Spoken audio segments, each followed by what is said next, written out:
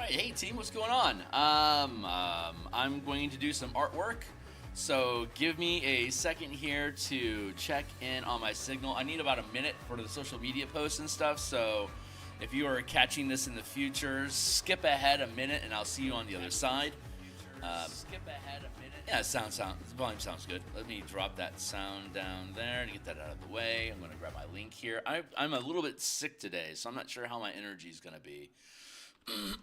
But we're gonna see about getting some stuff done here. My name is Phil Kearney. I create role-playing games. I illustrate them and I publish them online. And we're currently creating an adventure for Eberron in using Dungeons and Dragons 5th edition 2024 rules.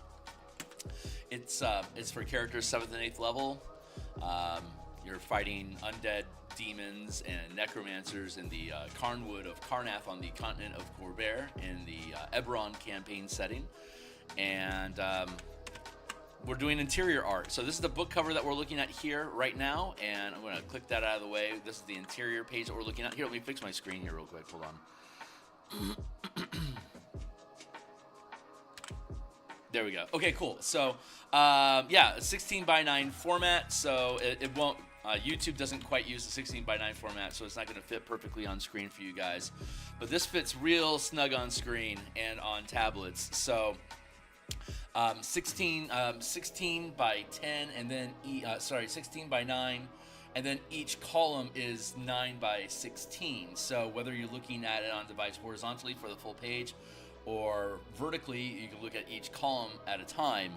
And so we're now filling in all these little corner bits with here, I'll show you. Like if that's not there, it looks bare, right? Like it's just empty. There's too much space here for me to ignore that. Hence vignettes. And for the most part, I'm filling in environmental and like little Bob Ross type paintings for different areas that whatever the page is relevant to. Generally, we're doing some sort of little environmental motif sort of thing. I don't know if that's the right word or not. But so that's where we're at. That's what we're doing. That's what we're going to trudge on forward with. We're basically just making a bunch of trees right now. So I've spent a number of years developing Bob Ross brush sets and methods to duplicate his wet-on-wet technique in Photoshop. So I do them quite a lot. When we finish this adventure, which it's going to be done very, very soon. This and then the next illustration will last once, and then I still have some packaging and stuff to do. But we are super crazy close to being completely done with this adventure. I think I'm going to take a conservative release date of 3/03. That's a Tuesday afternoon. That should be plenty of time for me to have this published. We'll see, but I've already retreated so many times on the final deadline, but I am really down to the nitty-gritty. So once I get this done, we have one more little illustration like this that we're gonna want to do, and then we'll be clear to publish.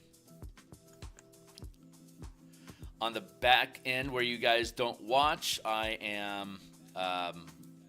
I've been integrating. I've been importing the images into the document, onto the pages, and then realigning anything that's like I'm doing like a lot of tweaking now that I'm actually bonding it into the. I'm going to flatten this curve a little bit.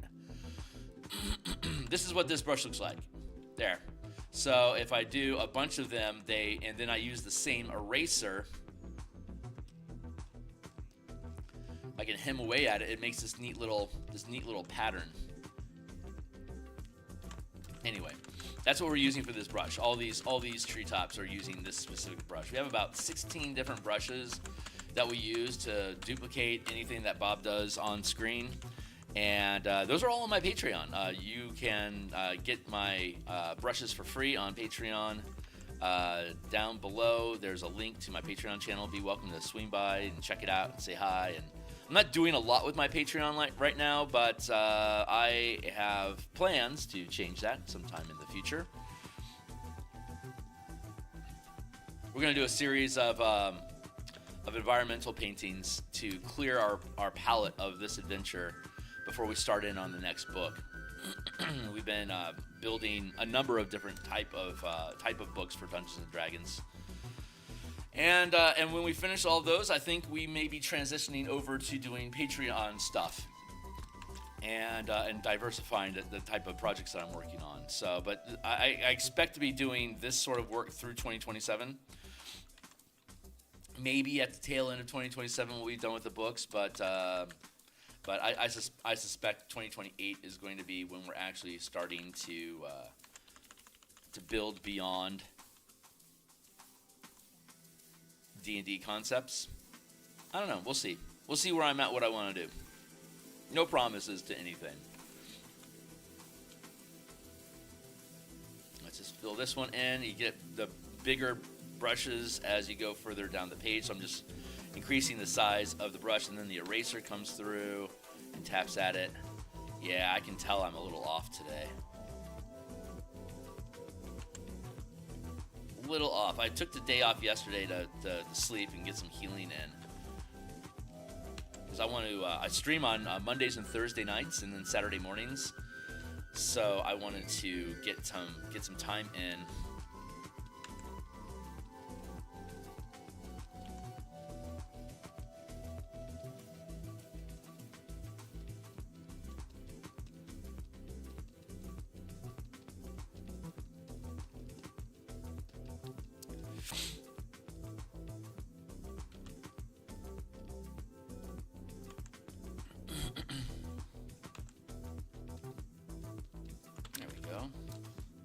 That's not so bad. We got another one back here. Let's do that. There's a lot of repetitive action going on. If you think this stuff is cool, like, subscribe, hit the bell icon for notifications when we're live in the future. Here's a bunch of books that I've already created that are published on DMsGuild for Dungeons and Dragons. These are all 2014 books, but we're updating my stuff. Well, Spelljammer Combat Expiration is current for 2024, but we're going to modify the. There's some changes I want to make to spell casting. That's in that book. There needs to be some fixes, and so I'm going to fix them. The rest of these books are 2014, and we're updating like the color mana system. We're going to update that to 2024. Point Warlocks will be updated to 2024. We'll eventually update Pacts and Patrons to 2024. Patreon, Discord community, come and play. We do playtesting on Saturdays for people that are interested in playing D&D with the ideas that I build.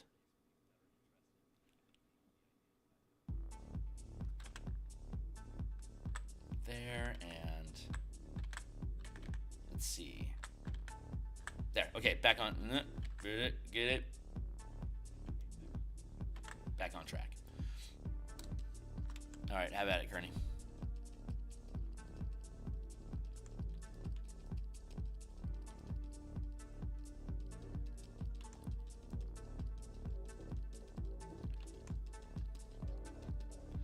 Cool, that was easy. Now, ooh, one more.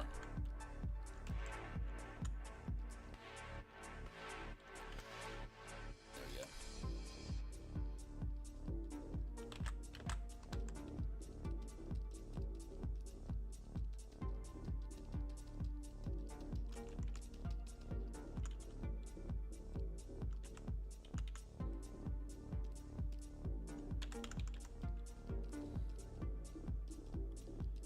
Sweep through, just bounce through here to create some negative space to fill back in.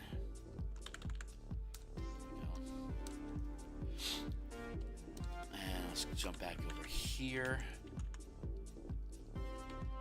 I'm using various layers to make sure that the trees aren't grinding into each other on the same layer, so I can keep them separated and move them around to fit the space that I want them to fit.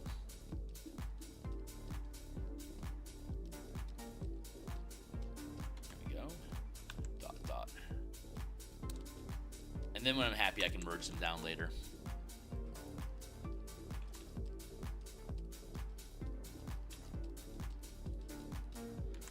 There, and then this last little guy here off the edge.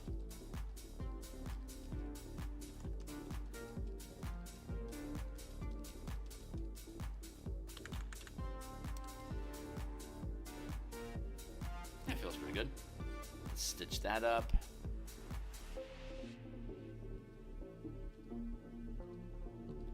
This one, I feel like this one's a little bit too sharp, so let's bring that one down a little bit. And well, hey, good morning, Fernando. How you doing? Getting over being sick, but I needed to log in some time. I gotta log in my time to get shit done. Everything's already taking longer than I want it to. There's no reason for me to further extend my own. God, words are just failing me today. I gotta put in the hours to get shit done, whether I like it or not. I slept yesterday, and I feel a lot better today, but I'm still not 100%. But I'm good enough to be able to be on this morning for a little while, and then we'll be back on later on tonight to do more Spelljammer. We're doing Spelljammer Space Pirates right now. We're building out the Space Pirates of Lazar for the Eberron Spelljammer campaign I'm gonna run. And so we're making unique ships for those pirates. So we'll be doing that tonight and talking about, fleet mechanics and stuff like that for Spelljammer. Yeah, I'm getting better. Thank you. Not 100%, but better. Just working some of this green mist in that's basically poisonous gas being released by the Mabaran Manifest Zone that kills.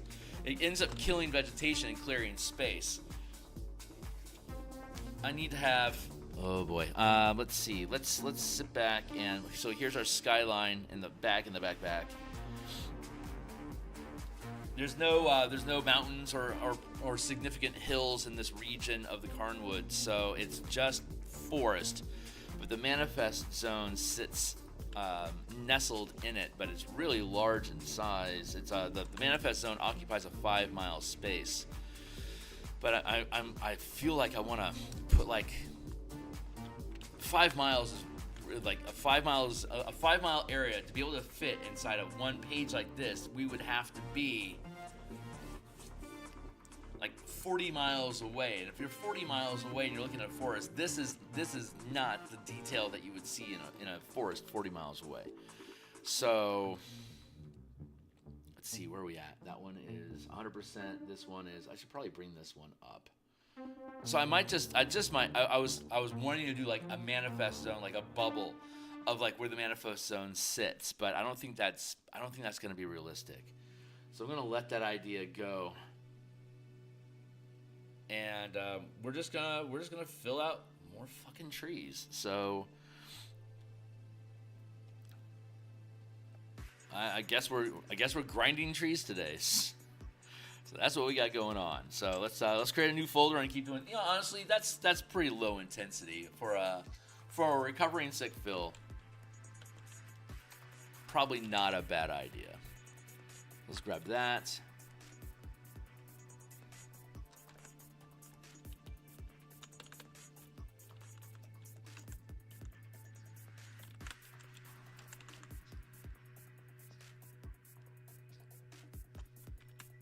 Hold on.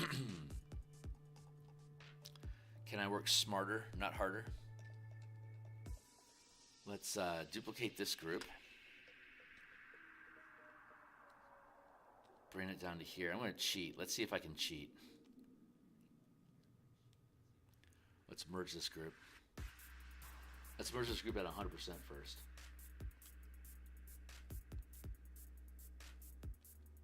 I see text. I'll catch up with you in a second. Hold on. Free transform. Flip horizontal.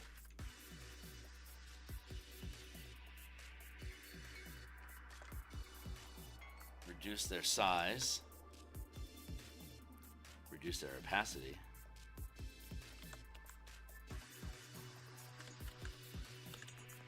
And then we can selectively kill some of these. But yeah, I think we can cheat some trees in. Let's cheat some trees in. What's up? That's a good consideration. I've never thought about scale and distance. Yeah, it's a pain in the ass. Super pain in the ass.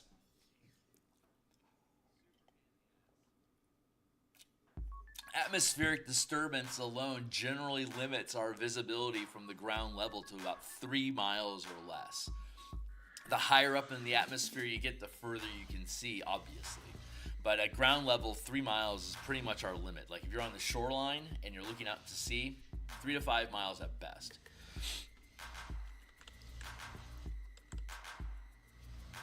Let's see. Let's cut this free.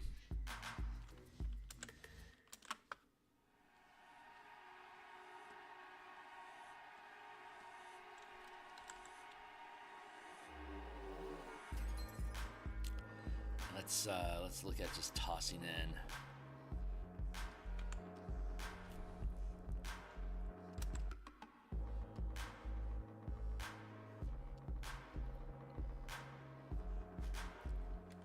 Here should be good. Free transform again. Bring these down in size.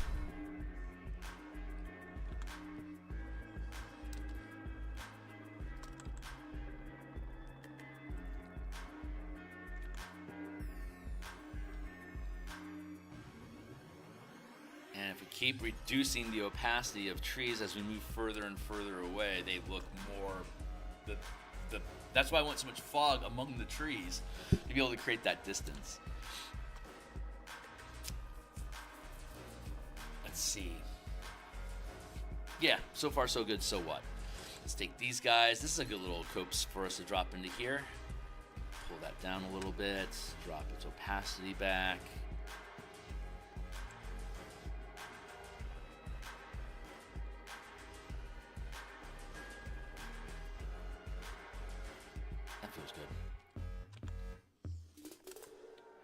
Oops, and now let's grab these, pluck, and drop, nestle them in there, and then drop their opacity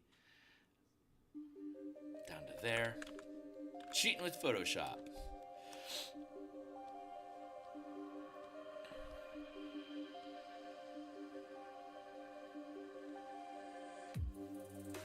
And now I can set the next group of trees over here. I see text. Give me a hot second.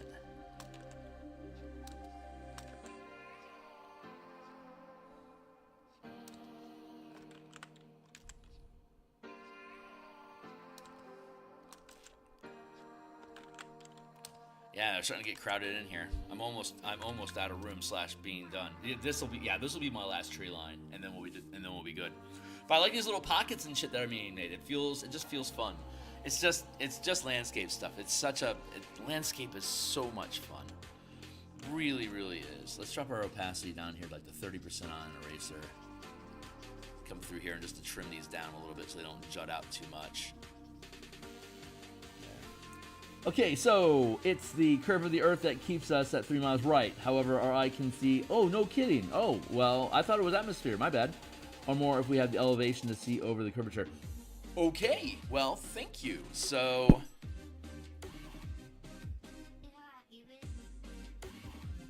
I wonder at what scale, I have horrible vision, so it's hard for me to tell. I should probably ask Rock or something. Wondering about the, how far away you would easily be able to identify something the size of a man. And how far away could you realistically make out details about them? I have ideas about that, but I'm not sure what that really is. That's a good grokky question to ask. Let's do this. Dot these in here like that. I always do a vertical tip like this, facing one way or the other.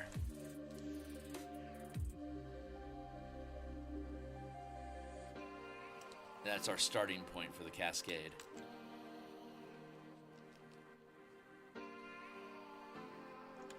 And we'll start barbling our way down the page. So let's barble away. Good.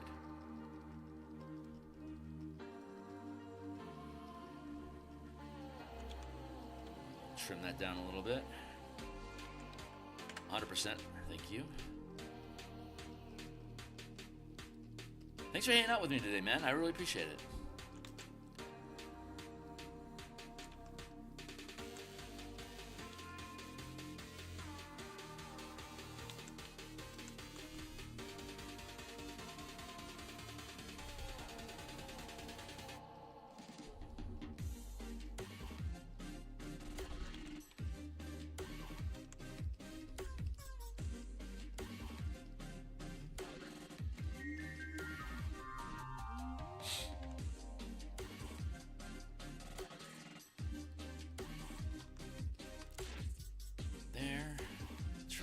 down.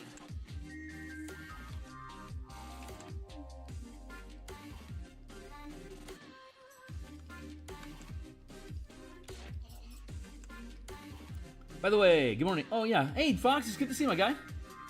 I didn't realize who I was talking to. I saw the F and then I checked out. Fox and Fernando, what is up, my guys? It's good to see you, my guy. Drop in here like that.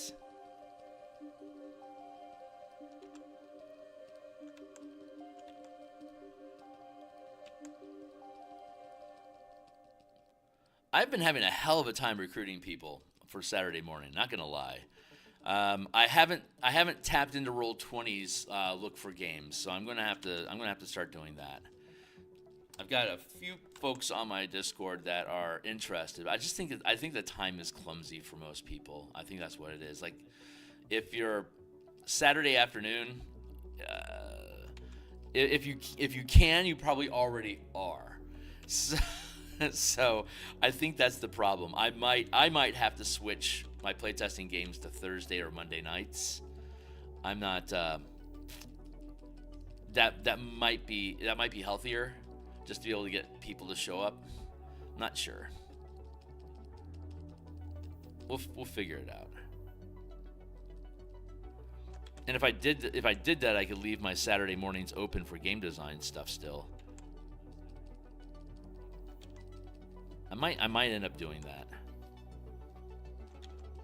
I am loath to clip one of my my weekday nights because I like doing the production stream, but Saturday attendance isn't very high for the streams that I do, so I'm not motivated to sacrifice a weeknight. I don't know. We'll see what happens. I want to be open to possibilities despite what I think I should be doing. So that's important. Follow the wind. Let it take me to where I'm supposed to be. What's up?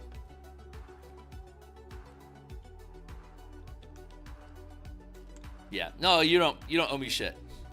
I just appreciate you hanging out.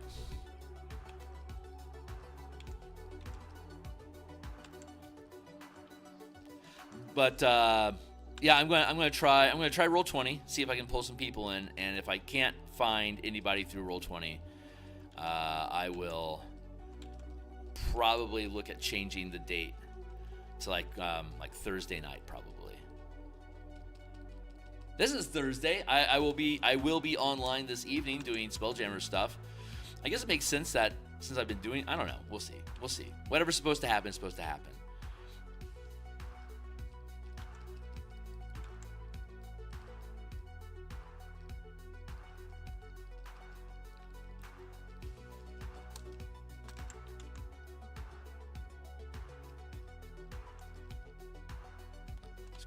There. Pop my neck. I've been waiting for this pop in my neck for a couple of days now, and I finally got it. Whoa. Oh yeah, that is. There's when tension builds up and it releases, it does like this toxic dump. I can feel the blood flow through it, and it's carrying out gunk that got caught up in that joint. And it just the wave. It's like that first cigarette after not smoking for a few days. For you ex-smokers out there that can relate, that rush is crazy. I hate the tension that something out of joint feels like, but that rush of relief once it gets resolved, it's just like, it's so good. Such a good rush. The DM of my Saturday game is starting to slow down, so I can step in from time to time starting in March. No shit. Right on. You talking about it on Saturdays?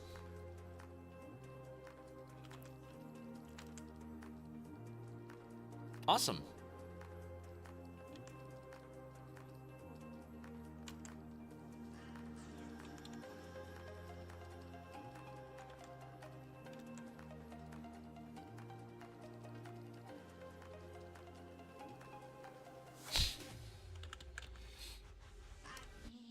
Okay, that's a tree line. Let's keep it. So we're going to merge down, back row, thin it down, stitch that up,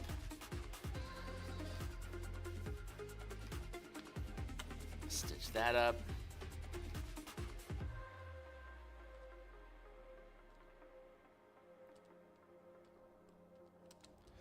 Where are you at? You ain't nothing. Yeah. All right, back line there, and then we have tree line here, so we're going to drop in a little bit of mist in between, as we do.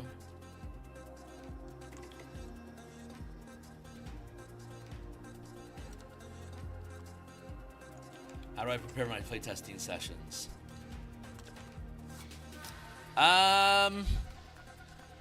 It depends on what I'm playtesting. For example, we're doing Mage Tower right now, so we're PvP rugby, and there's no preparation necessary. We built the rules and we run the play. As a DM, I just make sure I have a level appropriate character. We're doing 10th level right now. The next time, if I can get a game together this weekend, awesome. If not, then maybe next week. But the next time we play Mage Tower, it's 10th level, then it'll be 12th level, 14th level, 16th, 18th, and then 20th, and then I'm going to cap the series. And then start prepping for the Spelljammer game. So that is, we built the rules, and all I have to do is make sure I have enough characters made of an appropriate level. So regardless of how many people show up, we're ready to play. That's that play testing. When I did the mega dungeon that I ran from, what was that, like I want to say it was like July till November, something like that. That's a mega dungeon. Once you build a mega dungeon, it's done. So mega dungeons are all pre-prep, and then would occasionally do, like, so you do all the maps, you stock the dungeon with monsters, treasure, traps, and puzzles, and once it's built, it's good to go. But I was building that out every. We basically work through one 500-foot zone. Basically, every 3 sessions, we basically take over a 500-foot zone. And, no, it was a 300-foot zone. Thank you. And let me pan back for a second here. Yeah, it's looking pretty foresty. I'm going to take a hot second here from that question and pull all this together. And then I'm going to expand a bit to overflow the edges so we can block it off with a masking layer. That's high enough that we should be good. So I'm going to add a masking layer here. That's generally where we drop the bomb, right here. For a more, so the mega dungeon, I would build out I had like 3 regions initially, and that was good for 10 sessions. And then as the team continued through the dungeon, I was then backfilling, or rather I was loading in new zones of dungeon. Depending on what the team was doing and what they were enjoying, I was adapting what the dungeon would be and where it would go, what challenges were there, what monsters were around, hazards, conditions, and stuff like that. Working all the different elements of playtest. And that playtest was for the martial power system. We ran it from level 3 through 10. That way I had those first 3 tiers, first 3 ranks of the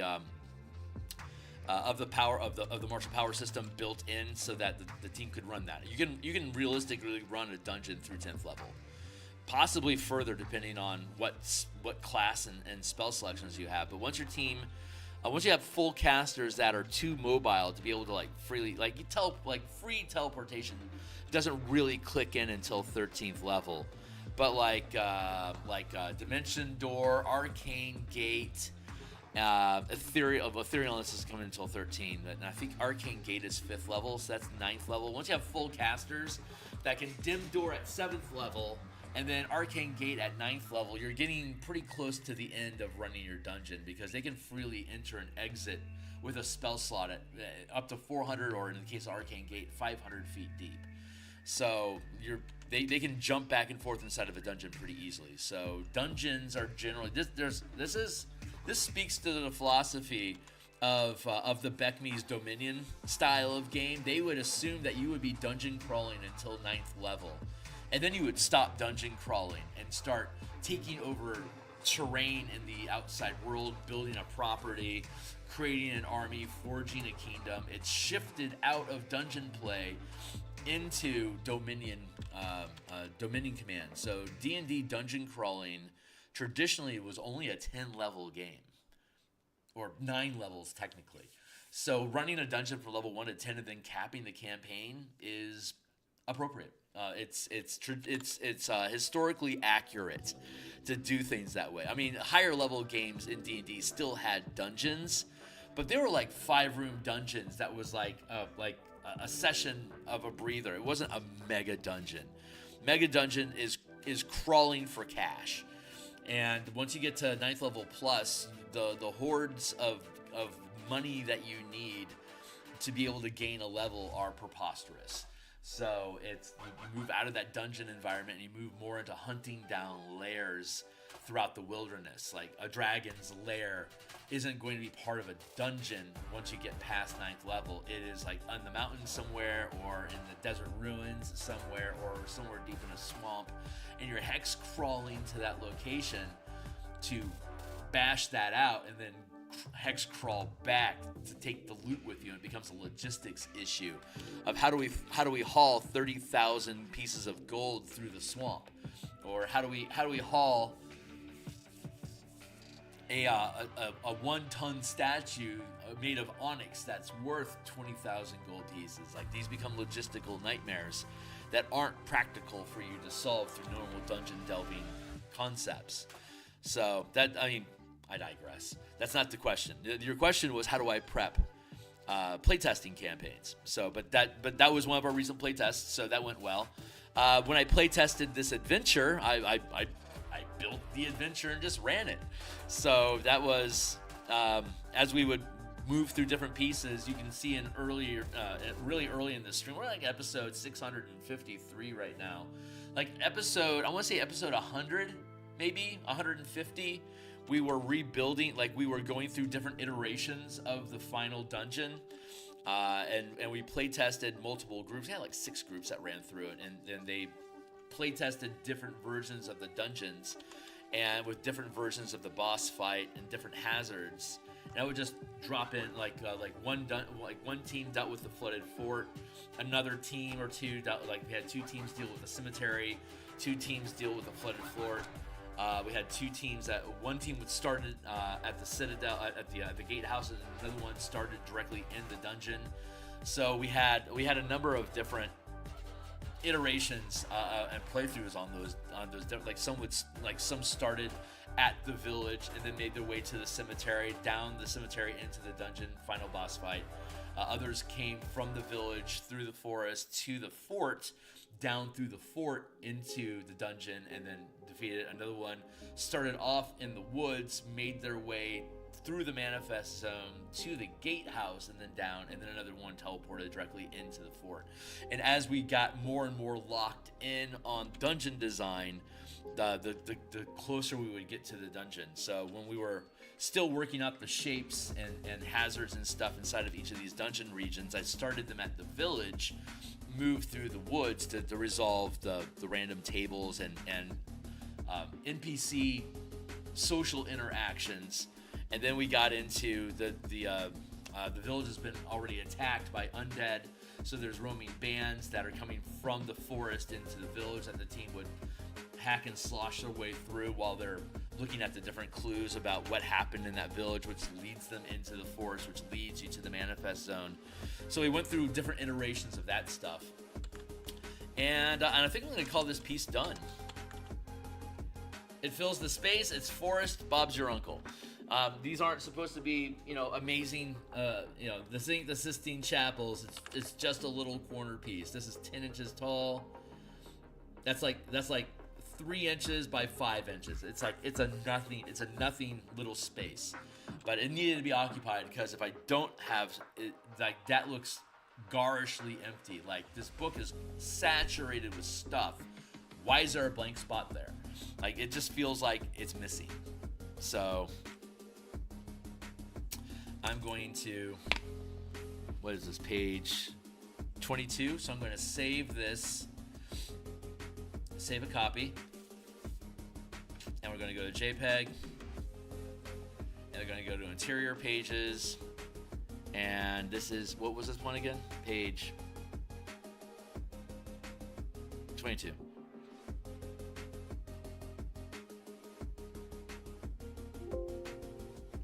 Okay. Okay. Fold this up. Put a blop on it. Hit save. Drop that out of the way. Open 22.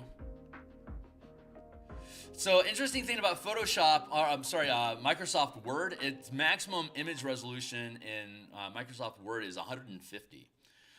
So I dropped the opacity, I dropped the resolution of the image down to 150, and don't worry about it because it's a PDF. You can still zoom in. See, it still looks great at 150 DPI. I painted it in 100 and 300, but the size of the page, it's that 16 by 9 inches, is large enough that if you cut that down to 150 pixel resolution, it's still going to be what 8 by 4. So it's still 8 by 4, which is plenty huge for the document. So it still looks good, but this is what we do. We save it without the text. I hit save. I'm going to try doing this. I'm going to close Photoshop. Let's see if we can pull this off. I'm going to go into Word. I'm going to pop open the document. I think if I open Word and Photoshop and stream through OBS, my computer starts to cry. The 64 RAM that I have apparently chokes on it. But it looks like this popped open A-OK. So let's grab this. Let's arrange our screen here so it fits properly. And then let's pan back for a second so you guys can see the majesty. So we've been loading in the pages. And you can see there's a blank spot here. So let's zoom in. So what this is, it's a shape. So I go to Insert, Shapes, give me a square. See, it builds a square like that. Here, I'll just redo it.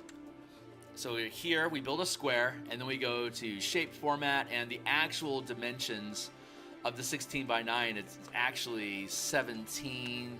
It's 10 by 17, and then we arrange. Align to page, align left, align top. It auto snaps to grid.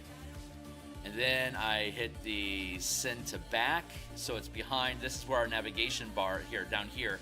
You can see our navigation bar. It's a separate box that's just a ½ inch tall, the width of the page. And then so now I drop this behind it so that the navigation buttons are all present here in front of the actual page image. So then we go to outline, we remove the outline, and then we go to fill. That's me. And we go to picture, from file. There's no way that streaming plus Word breaks your PC with. It's definitely Photoshop, but it's okay. It just starts to gum up.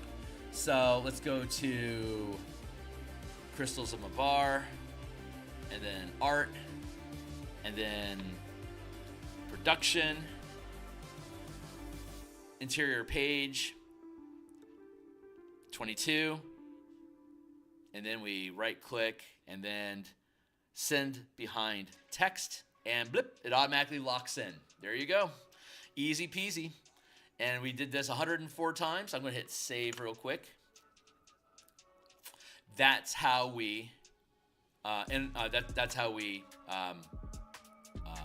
import these things. I'm going to look at this page real quick. This is the village aftermath. Check this out. So you've got this map here, right? Each of these squares, I just hit select all, so I got to be careful not to delete everything. But I build an invisible box using a transparent GIF image. We dropped in so you can see here, there's a box around here, but it's invisible because it's filled with an image that is a transparent GIF file. So it's a transparent box that has like a window over it. And if I were to click on it, it takes me to the page dealing specifically with the warehouse. So all the stuff throughout the dungeon, and like this here's an icon that we have. If you click on that icon, it'll take you to the icon list. That's dim light. So this indicates that vision in the area is lightly obscured. You have disadvantage on wisdom perception checks that rely on sight. So all throughout the adventure, we have these different hyperlinks that bounce you from point to point. Like here's the flooded fort, so that'll take you to the flooded fort map. You can see here it's dimly lit because everything in the manifest zone is dimly lit, which we established earlier in the manifest zone, which is the start of part 2.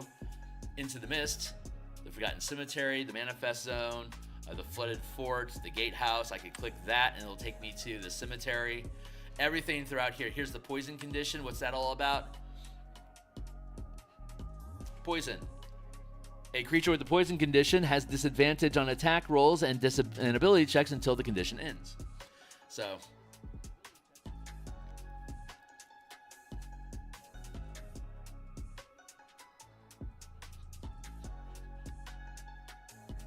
yeah, there you go. I've got my...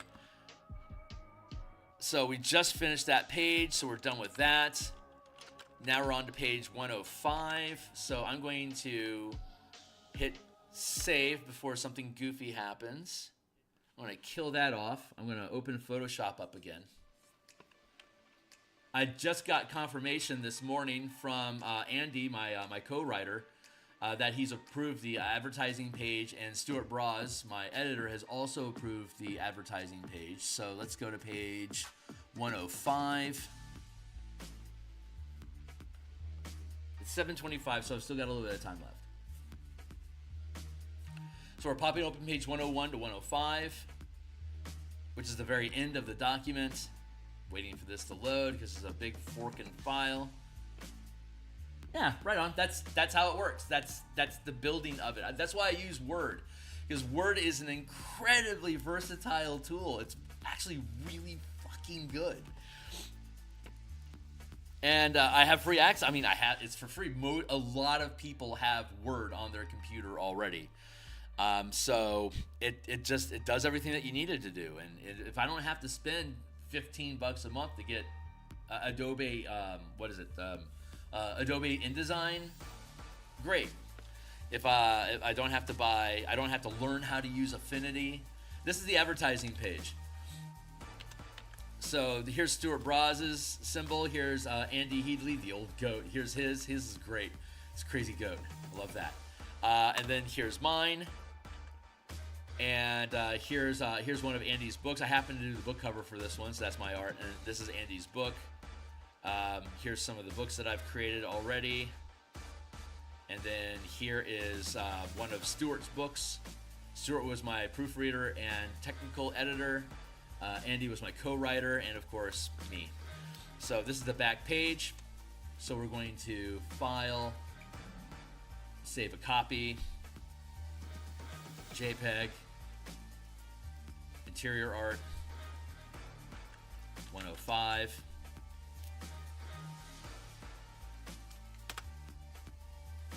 Okay. Where's the last illustration that I need to do? Page 93. Okay, so let's clear that. Nope. Let's clear this out of the way. Open. 105. Image size reduced to 150.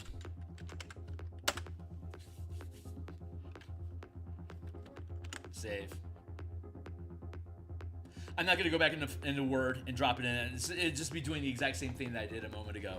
So but that's the obnoxious thing that we're doing. I don't do that stuff on screen because generally it's not something that I want to ramble. Like I don't want to talk while I'm trying to do that interaction stuff because I have to pay attention to like where's the image lining up with the text? Does it look right?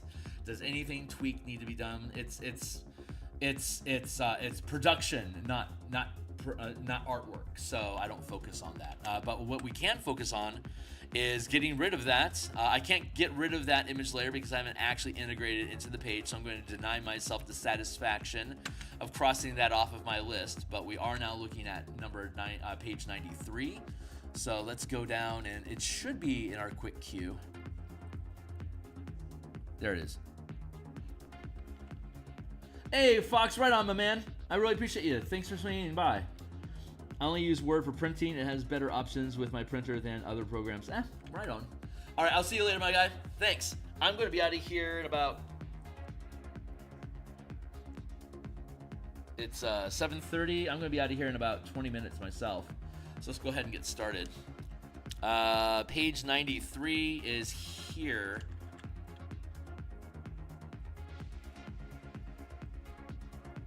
I don't think that's accurate anymore.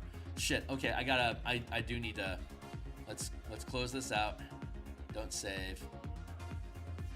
No save. Let's go. Let's go to page 93 to see what it was that I was looking at.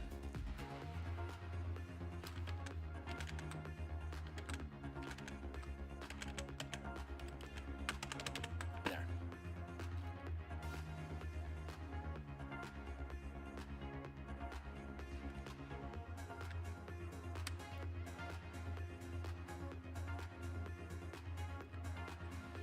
Okay, this is what I was looking at. And so what I'm going to do is I'm going to get rid of this for a moment. I'm going to go into here. I'm going to go into File. I'm going to Export. I'm going to create a PDF document. We're going to call it, what, page 92?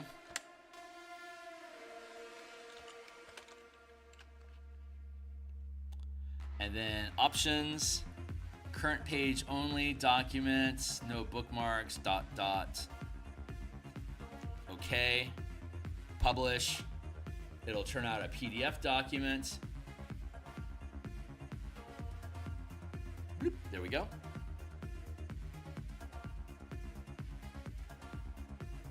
Let's get rid of that. Back. No need to save. Get off my yawn.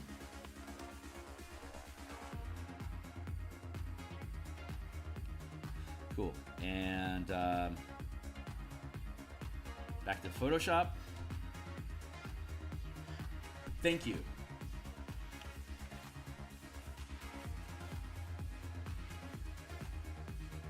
Luckily, it was just the title. It doesn't really matter. But yeah, you are correct. It was page 93. I'm gonna call sickness on that one. Yeah, that's what I'm gonna do. So we'll go back here. We're gonna unlock this. Here's our. See, this was an older version of the document. We've changed it, and as a result, we created a little pocket down here. So let's conceal the text. Let's go into Photoshop. Let's open a new document. Let's go to production.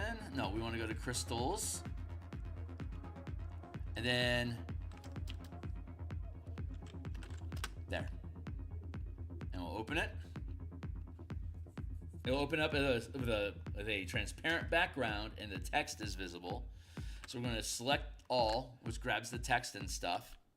And then we paste in place. And since the page is the same size here as in Word, the PDF is also the same size. So the PDF automatically snaps into place where we need it to be. Now we have an updated version of the text.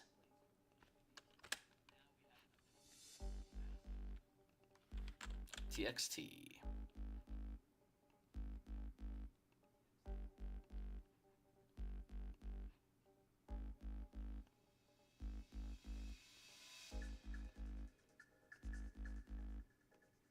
I can delete the layer mask because it doesn't matter. Now we can open up a new window. We'll call this one left. And we'll call this one right. We have this little, again, another little annoying corner that is, see this little space here, this is a small enough space that I don't have to worry about it. That's just the bottom of the page, whatever. But this space over here, this is too large for me to ignore. It's just like, you just didn't put anything there. You intentionally left it blank. Like this is, okay, we're at the end of the paragraph and we're gonna pause and then breathe over here. But this is just, it's just blank. So I need to add in another little environmental piece. So let's build an environment piece. We're gonna switch to, we're on a dark green. I think I'm gonna go black for now. Just black. I feel like what I wanna do, so this is the rotting forest that's at the edge of the manifest zone. You can see the trees are wilting. There's patches of Opinolitharia that are releasing noxious gas up into the air. Everything is just starting to rot away. So I want to have, and then we have actual inside manifest zone illustrations later on in the book where it's just like sludge and noxious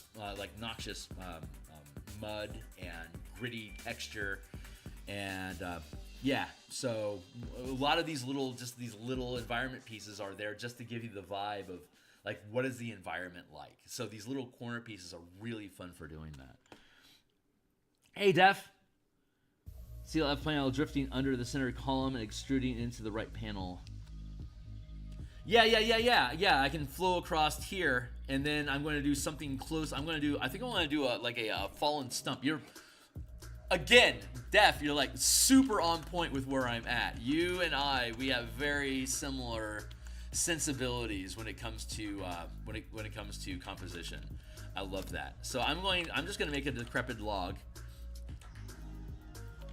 So we'll have a perspective shift where we're seeing a further away shot, and then we'll have the sluice underneath here that transitions into something up close.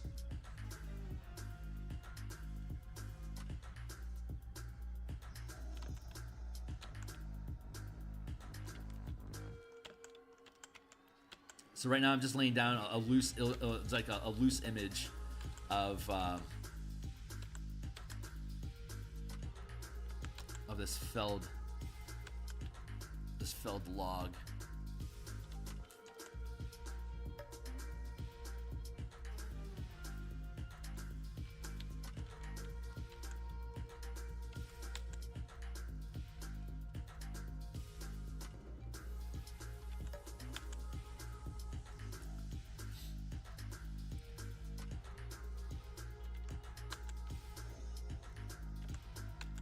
So we'll have a chance to do some wood texture along this plane.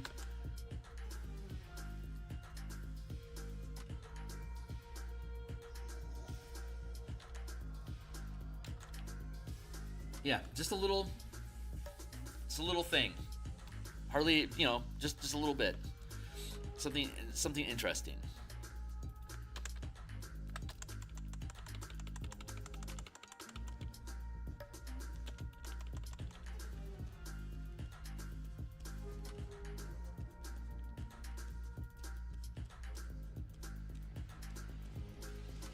And once we establish the texture for the ground, we'll be able to extend that texture back over through here. So right now we're just laying down the base layer of coloring on the ground. And we're just working that into the canvas. And it's underneath this one, so that's going to work out.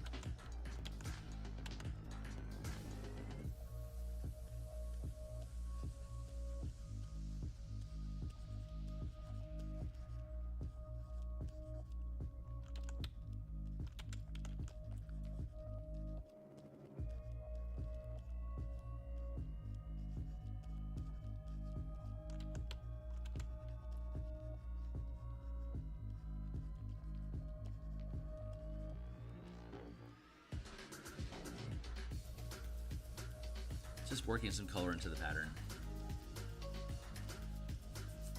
So we'll be back on tonight. We're working on the Space Pirates of Lazar for the Spelljammer Eberron campaign. We'll be continuing that tonight. We decided to go with a squid motif.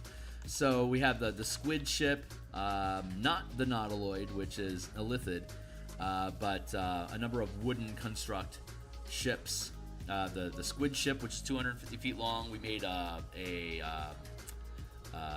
we took the octopus ship, and we built that into a home ship, because it occupies a 500-foot space, and it's got like a 200-foot orb at the back end of it, which is 200 feet, like a football field in diameter, at the back end of like all the tentacles and the carrier stuff. So it's a big ship full of like gardens and shops, and it's a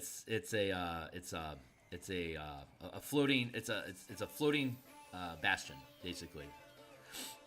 And then you have the squid ships, which are half its size at 250 feet, and they're like the frigates and the destroyers that accompany the carrier of the fleet ship. And then we have the Inkfish, which are 30-foot, they're 50-foot fighter craft. And then we have 20-foot mecha that ride along inside the carrier ships. And then there's boarding skiffs, like 30-foot, basically just like flat planes with sides on it that can just dump pirates onto somebody's deck.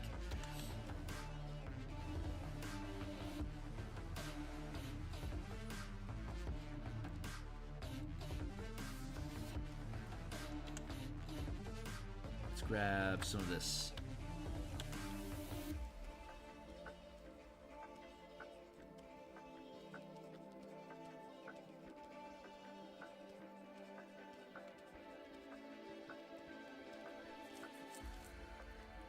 Have to grab some forestry pick. What references do we have here? Oh yeah, our own reference.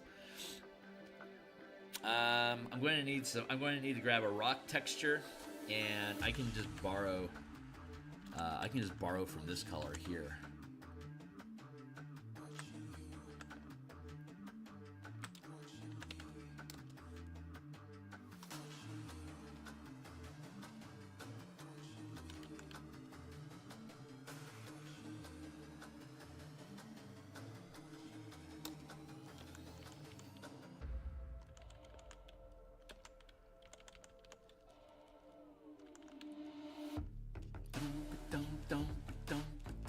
I like this song a lot. It's cool.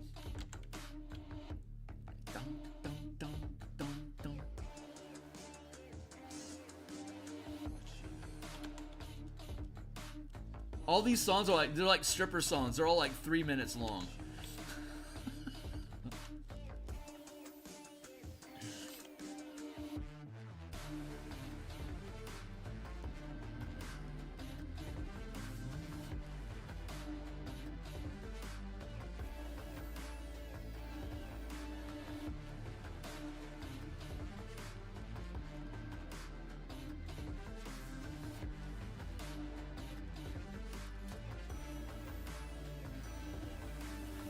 Some color here, and then we'll merge the line art into the stump, and then we'll texture the stump as we do.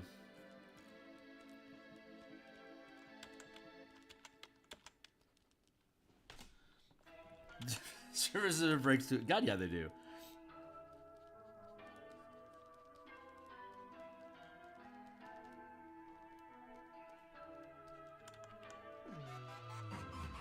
Stripping aside, I'm a big fan of pole dancing. That shit is awesome.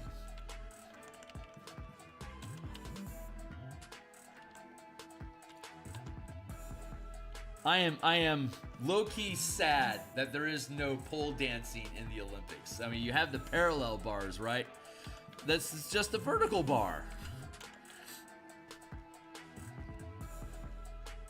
I would love to see an ice skating style performance of pole dancing, you know, like with classical music, instrumentals playing, and that's got to be a thing. That has to be a thing somewhere. There must be pole dancing competitions out there that would be enjoyable.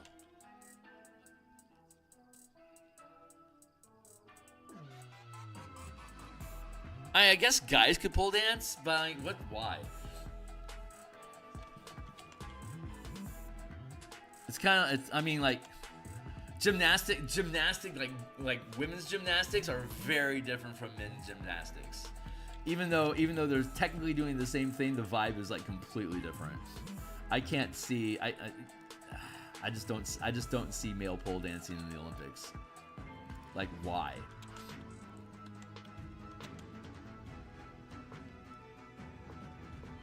I don't know. Maybe that's why it's not in the Olympics, because it's so gender coded.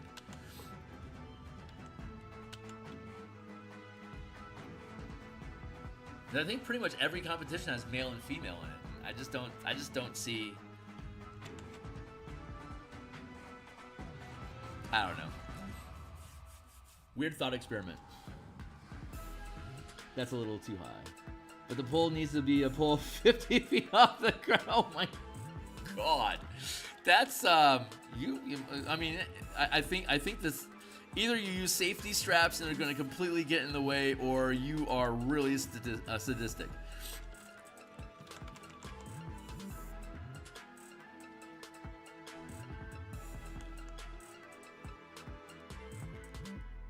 You bastard.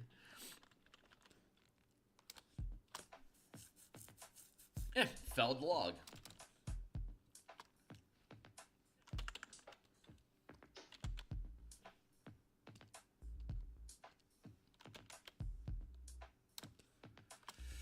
Let's go find a rock. 7:45. We got like 5 minutes left. We can go find a rock. We got time for a rock. We'll finish this tomorrow. Probably. Anyway. Forest rock.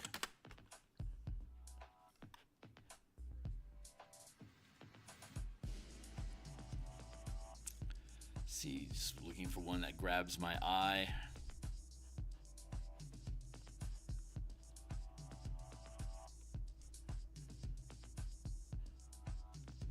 Open image in a new tab. That's pretty good.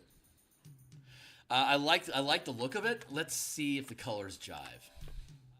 Since I don't see color, I use the RGB slider in the upper right hand corner to guide my vision. And yeah, that's got a nice red to it. I think that'll be complementary to what we got going on here. Your chat is devouring my comments today. Huh.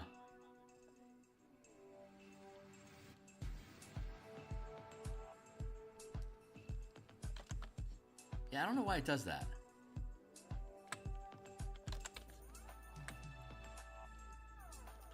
Yeah, I like this. This is a good one. So we're going to go... Let's just drop that into the reference folder. I like that lighting. That's super cool. Let's go with this mid-tone here. That's probably going to feel good. That's probably going to feel good.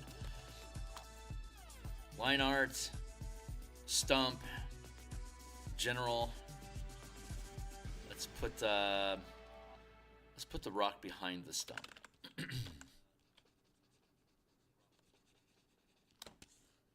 More, give me more, give me more. Dark.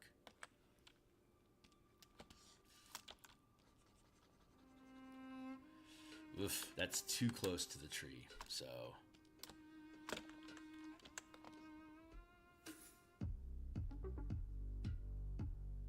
That'll do.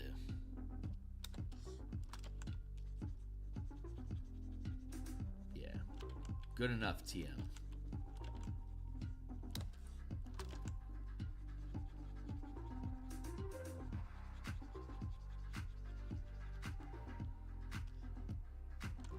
All right, we'll put it in front.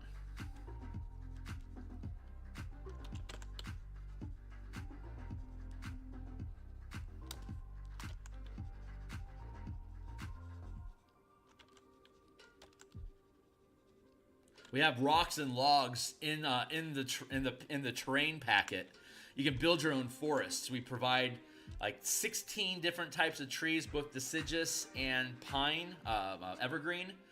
With the branch skeleton and the canopy over it. We also have the generic I think it's a 100 by 100 plate that is just forest floor, and then we have rocks, hedges, felled logs, and then we also have tents and campfire. These are all different assets that you can just drop in as like little as tokens. You can make a forest, a token forest with the assets in this packet. So not only is it the adventure and all the maps, but it also has like the corn maze. There's like 24 different 100 by 100 foot corn maze tiles that you can rotate and clip together to make corn mazes. We have the Manifest Zone terrain map. We have the Forest terrain map. All the creature tokens. Yeah, a lot of assets that we throw into this thing, and then there's some player handouts. So this is the general. Yeah, it's just a little vignette thing. I'm gonna go ahead and hit stop here. I think this is a good place for me to pause. I don't know how deeply you can change the YouTube moderation. Rarely stream. I don't think I have any moderation on it. I think only like foul language or like the requirements, like the stuff that YouTube is going to auto filter anyway. I think those are the only stuff that is blocked. Foul language, racial slurs. I don't think I have anything custom to it. It's just the out of the box minimal filters. I don't know. Maybe I'm wrong. I'll see if I can figure out how to check that out. But yeah, I'm happy with this. I'm going to be back tonight in about 10 hours. We'll be back on. Maybe a little less, hopefully a little less. But in about 10 hours, we'll be back on. We're going to do squid ships for the Space Pirates of Lazar for the Eberron Spelljammer campaign that I'm building. And I don't think that... Fernando, I don't think I fully answered your question about building, about how do you build a playtest campaign, or how do I prep for a playtest campaign? Remind me, and I'll spend more time on that subject tomorrow. I got sidetracked, but yeah, let me answer that question for you tomorrow. Swing by, ask, and when you're back around, I'll address the topic. So right on, guys. I will see you guys on the other side. Thanks a lot. Hit save and log out.